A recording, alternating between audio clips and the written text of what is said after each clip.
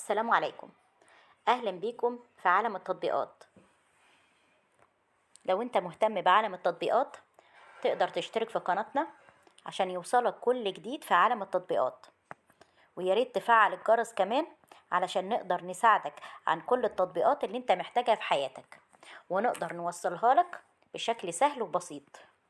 النهاردة هنتكلم عن تطبيق TFY. التطبيق ده خاص بحجز تذاكر القطار بكل سهولة وأمان.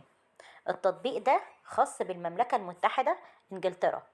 تقدر عن طريق التطبيق تحجز تذكرة قطرك لأي مكان داخل المملكة وتشتري أسعار تذاكر رخيصة، وكمان بدون أي رسوم حجز على التطبيق، على عكس بعض التطبيقات التذاكر القطار التانية اللي انت بتدفع فيها رسوم علشان تقدر تسافر رحلتك.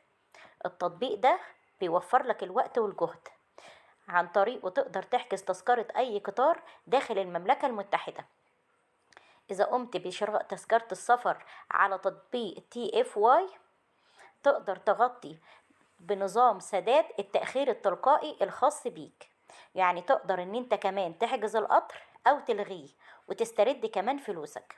من مزاياه ان انت تقدر توفر المال من غير اي رسوم، وكمان تقدر تحصل على إمكانية الوصول إلى تذاكر أدفنس الموفرة للمال. تطبيق TFW ده عن طريقه تقدر تحجز أي قطر داخل المملكة المتحدة، وده من عيوبه لأن أنت ما تقدرش تستخدمه إلا في المملكة المتحدة بس.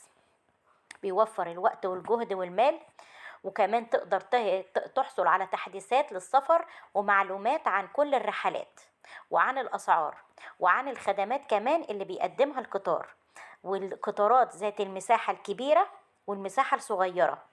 تقدر تعرف كل شيء عن مواعيد القطارات وتستخدمها بسهولة.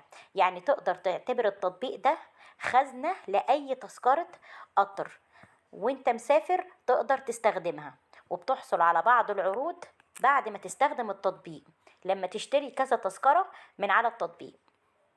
أتمنى أكون وصلت لكم التطبيق بشكل سهل وبسيط، وما ننساش إن حجم التطبيق ده 14 ميجا بايت بس، يعني تقدر تحمله بسهولة.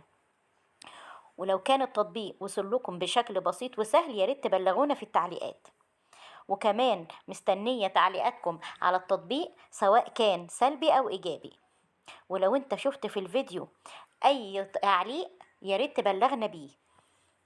ولو وصلك الفيديو بعد فترة ولقيت انه محتاج بعض التجديدات والتعديلات اللي حصلت عليه بلغنا علشان نقدر نوصله لك بشكل افضل.